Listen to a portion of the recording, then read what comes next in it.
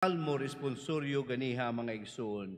Sa ganito itubag nato ato, ang Ginoo maayo ug maluluyon. Unsa mangyud kaayo ug unsa mangyud ka maluluyon ang Ginoo. Sa maong pangutana, kita gitubag sa ebanghelyo sa usa ka sambingay nga gisaysay ni Kristo ngadto sa katawhan. Diha sa maong sambingay, kanindot kanunay ang perspektibo, ang mindset sa amahan, niining konplekto nga nahitabo sa iyang pamilya, diin ang pagbalik sa manghod nga nagwaldas sa katigayunan sa amahan, gidawat nasab o gidawat pag-usab sa amahan, ug ang maong aksyon wala nakapalipay sa magulang tungod kay alang kaniya dako gayud nga inhustisya ang gihimo sa amahan. Dako nga sayop ang gihimo sa amahan tungod kay alang kaniya dili naghatag og katarungan diha sa iyang pag-ila kung unsa gayoy tama nga himuon sa amahan.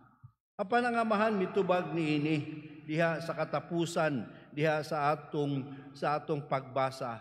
Mingon siya sa iyang anak nga magulang, "Dong, ikaw kanunay uban kanako ug imo ang tanan kong katigayunan.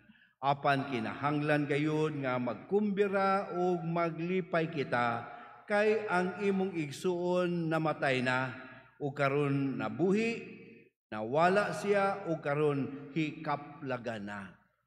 Diha sa mga perspektibo, lalom kaayo ang kaluoy o kaayo nga gipadayag sa Ginoo diha sa maong istorya.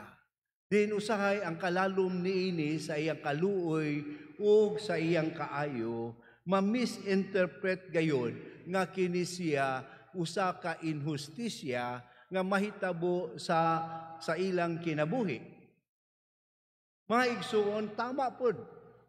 Kung atong lantawon ang magulang nga nagtan-aw nga kining tanan kabahin ni sa mga pamaagi sa kalibutan, mao nga walay pagtubo ang kalibutan kay nganuman wala manggoy hustisya. Ug alang sa magulang ang hustisya, mao ang pagsilot. Silutan, kasaman. Ayaw na dawata. Labi na, ayaw ihawi og linaming nga nating baka. Kay nakasa lagi. Di ba familiar? Sounds familiar? Sa atong mga panghuna-huna karon nga nahitabo sa atong kalibutan o sa atong nasod. Kay nakasa, siluti. Apan, lahi ang perspektibo sa amahan. Kay nakasa, pasaylua, dawata pagbalik. Kay nganuman, kay ang kinabuhi mga igsuon, bililhon pa sa tanang mga salaod nga mahimo diha sa kalibutan. Bisan ang usa ka tawo nakasa batok sa kinabuhi, nga gani, maingon nato nga usa ka pamaagi sa pag-abuso sa gingon nila, apan nabaw sa tanan, dili ni mo'y ending sa atong kinabuhi, kundili ang ending sa atong kinabuhi.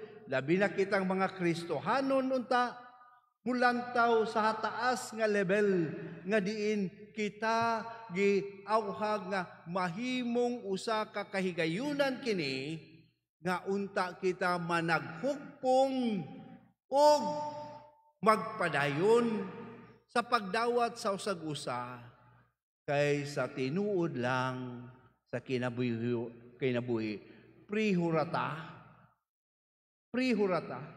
Mingon ako sa may sa maguwang diha sa istorya nga maayo laging maguwang, no? Nganuman buutan kay wa gyud nagsupak sa iyang amahan, pero ang iyang hunahuna naana ang pagka-judgmental ug naana ang pag-condemn usab sa uban. Dili ba kana usa kadakong salaod?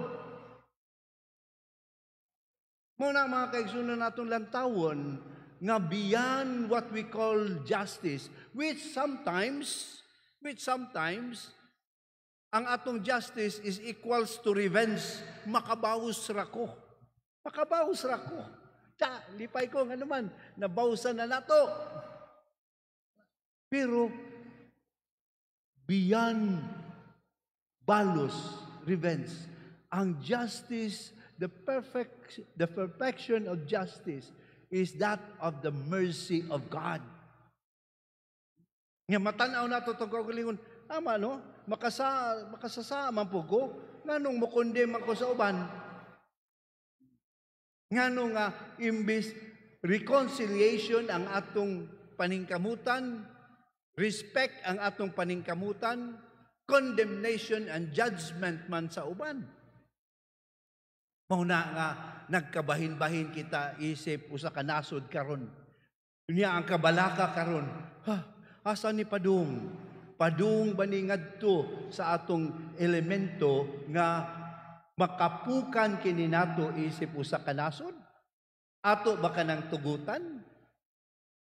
Ipadungog kita sa Ginoo karon sa iyang giya sa atong sitwasyon o sa atong kahimtang isip usa ka nasod nga mga Kristohanon, nga isip nasod nga Kristohanon, tinuod naa kita sa krisis karon, apan let's go beyond it, nga naaunta ang reparation o reconciliation. Magsugod asa, dili magsugod dito sa ila nga naa sa mga posisyon. Una sa tanan, magsugod usab kanako nga di man siguro kita makapariho og panlantaw apan mo patigbabaw unta diha kanato ang pagrespeto sa usag-usa. Mao nga uban na kaanindot nga kita sa makausapa gigiyahan sa atong Ginoo. Nga diin di ay paggawas nato aning santos nga misa karon. Dili nato hambinon lamang ang mga kaguol o kasakit, kundili atong bitbiton ang paglaom nga ang mindset unta sa amahan nining maong sambingay mahimo ato usab nga mindset sa atong kaugalingon sa pagtan-aw nining kahimtang nato karon isip usa ka nasod. Nga diin di ay taliwala sa maong konflikto, taliwala sa maong bangi, taliwala sa maong krisis.